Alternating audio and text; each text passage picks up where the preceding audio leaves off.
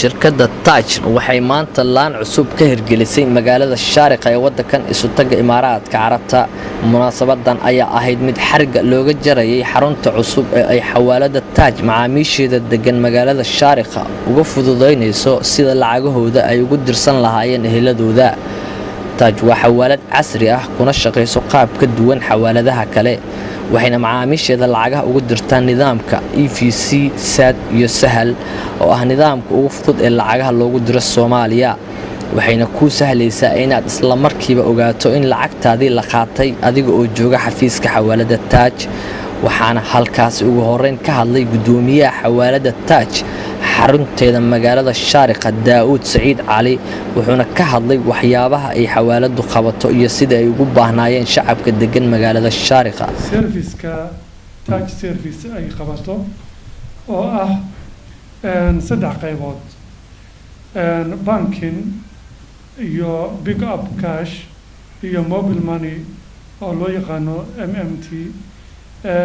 haddaan wax yar faahfaahiyo banking markaan leenahay waxa weeyaan markaad meeshan joogto aad doonayso inaad Soomaaliya aad u dirto lacag oo aad ku leedahay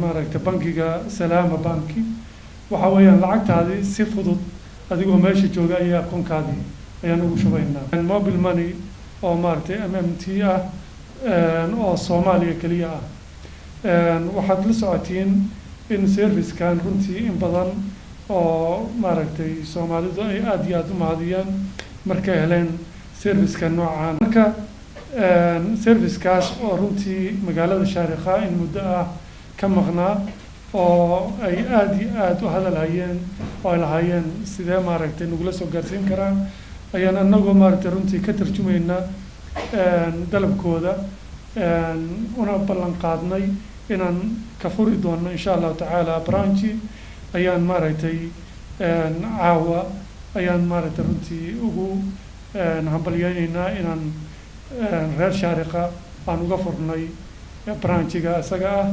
branchiga marka waxa weeyaan runtii waqtigii ay ku lumi jireen meelaha ka dheer kuma luminayaan.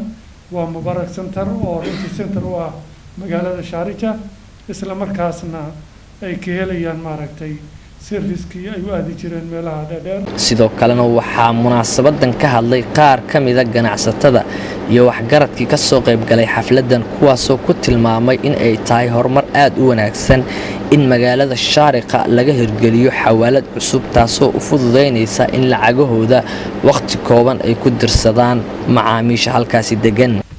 waa xawaalad waqti kooban soo gashay suuqa haddana maaragtay xawli aad iyo aad u fiican ku socota marka laga fiiriyo waqooyiga Ameerika iyo Afrika inta badan. marka koowaad waa u hambalyeynaa shirkadda xawaalada Taj iyo maamulkii ku fikiray arrintan serviceka ah sababtoo ah dadku waxay u baahan yihiin jaanisyo badan.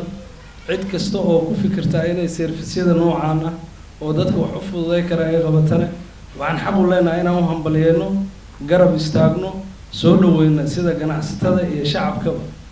xawaalada halkan laga furay Imaarada Shaariqa waxaan leenahay dhammaan anigoo ku hadlayo dadka degan Imaarada Shaariqa waa xilli loo baahnay in laga furo Imaarada Shaariqa xawaalada Taj service.